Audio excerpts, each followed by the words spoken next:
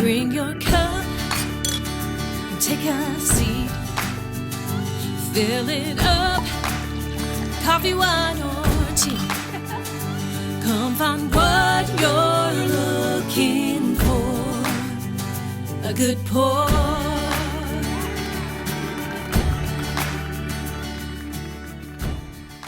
Welcome back to A Good Pour. I am Kathryn Good, your host. I am coming from my in-house studio today to give a little bit of an introduction to this last episode of the year. I like to ask the question. I don't always remember to ask the question of what does good work mean to you, to our guest. But it is one of my favorite questions because the definition of good work can just mean lots of different things to different people. And I love the answers that we get on the show when I remember to ask the question. So this is just a short compilation of that question, answers to that question. And I just wanted to take a minute to say Merry Christmas, Happy New Year. I hope you I'm going to get choked up because I'm ready for my college kid to come home and be a family of four again. But I hope you get time with your loved ones and just precious goodness during the holiday season. And can't wait to see you back in 2026 for new episodes. We're going to hopefully bring some AI use cases using AI for good into the podcast. And as well as we're going to be making our way to the 100th episode of A Good Pour. So see you in 2026. Just pouring your heart into what you're doing and showing up authentically and intentionally and helping people to feel safe and seen and heard in what they're doing so that we can empower each other and keep spreading the ripple effect of good work. Yeah, love it. Well, good work to me, especially for consumer packaged good, which is what we are, is first and foremost having a good product. So high quality, something that you're really proud of, and something that we really spend a lot of time on, and we still do. Sourcing ingredients, and even as far as like the bottling lines and making sure that is all taken care of. I mean, it's definitely it's definitely a process to get there. So I think without that, you have nothing else, right? And then we have the most wonderful team. You just couldn't imagine how great. And two of them I've known my entire life. And then obviously my dad is involved as well. So it's really more like a family. And to have that, and most of us, I think we've all been with the brands pretty much since the beginning. So to have that and not to really have any turnover is incredible in itself.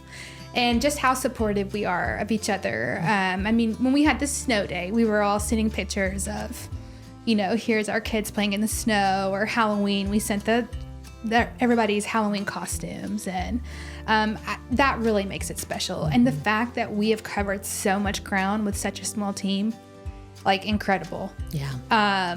I feel like that is a huge part. And if you take care of your employees as well, like, I feel like that is something my dad is very passionate about, is making sure that everybody is well taken care of and know how much we appreciate everybody. Yeah. What did you learn about good work? There's a lot when it comes to good work. And I think good work isn't just about being, at work and with clients. It's also about bringing that into your family, and everyday lifestyle. And I think one thing that I always think about is, having, being dependable, saying you're going to go through with what you said you were going to do, having that clear communication so that you know exactly what it is that you're doing. I think when we go into like a discovery meeting, you're discovering about that business. You're getting to hear and learn about that business. And hearing all of that is what takes you into that next step so that you can provide something for that client or your family, so that you can really deliver something to make them feel seen and heard and know that you are on their side. You know what they're going through, and you're going to help them get to where they want to be. And I think too, I always think about this because I carry it in my everyday life, and I carry it with my family, is being considerate of others. I always say, would you want somebody to treat you that way? Or would you want somebody to do this to you, or, you know, just things like that. I think when you think that way, then when you're in the client's, you know, mind, you're really trying to deliver something that they would want, you know, or that they would be proud of. And so when you are considerate of it, I think it would be the best way to go about it, you know. Good work to me, I believe, the way I've always approached my job is as a privilege of, first of all, listening to people, what they need, what they say. I have always believed that you can't make good public policy without good public input. And if you listen to people long enough, you'll find out what's important to them. You'll also find out that we're more similar than we are different, that the majority of us want the same things. We want to educate our children. We want to make a good living. We want to be able to provide for our families, have a roof over our heads. We want to have safe communities. These are the things that seem to be boilerplate political issues, but the problem is they don't become the good works that a lot of my colleagues around the country truly make happen and come to fruition for the people that they serve.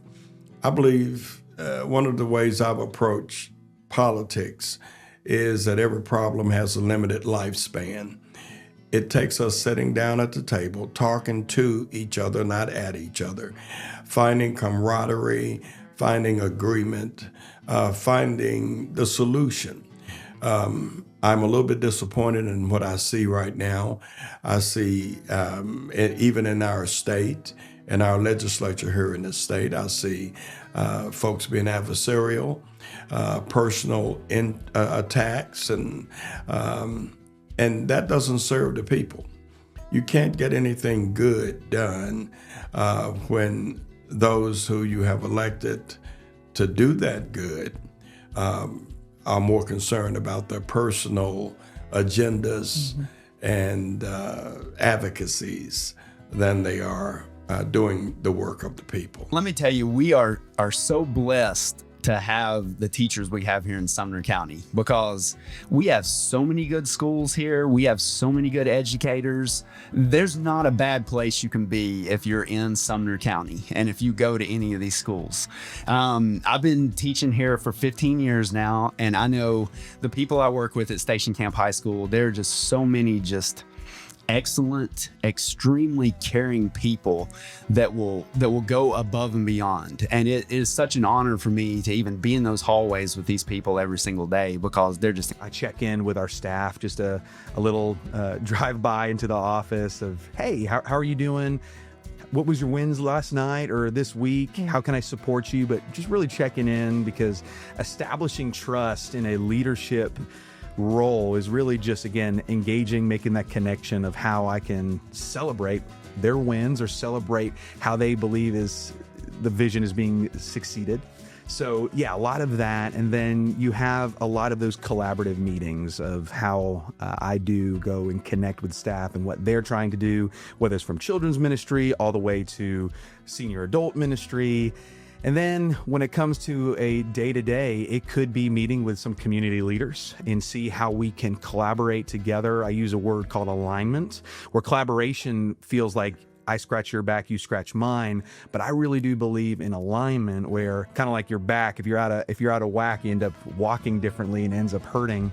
I want to be aligned where, hey, we don't have to create something new. There's so much, to your words, good work happening in our community. So we don't have to reinvent the wheel.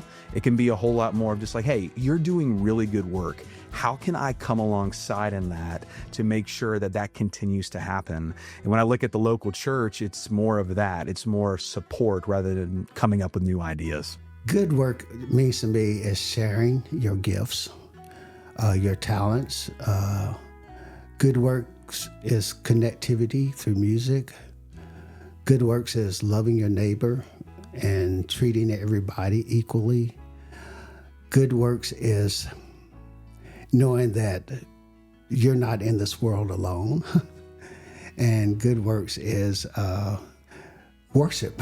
Yeah, For sure. And worship through music is good stuff. Yeah. I prayed for a lot of things about this space. I prayed that, I might cry, but I prayed that the work we do here would glorify God and just that we would do good work in this building. And when I started to think about the dollars and cents of the space, I knew, because I've been a part of a church that used a temporary location, and I've seen how that works, and then I've seen the good work that our faith partners do in our community, I just said, I hope we can find a long-term partnership with a church who will help us with some of the costs, but also make good use of the space when we're not using it. Because most of our usage is Monday through Friday. And most of it is Monday through Friday, like 8 to 5 or 7 to 6. It's not always in the evenings or the weekends. And so this church, just we waited and waited, and it was kind of one of those things. I was like, well, maybe it's not going to happen. And then I was sitting in the boardroom one day, and I was like, oh my gosh, I squealed, and I got an email from a church. And within 24 hours, this is not a fib, I had an email from a second church.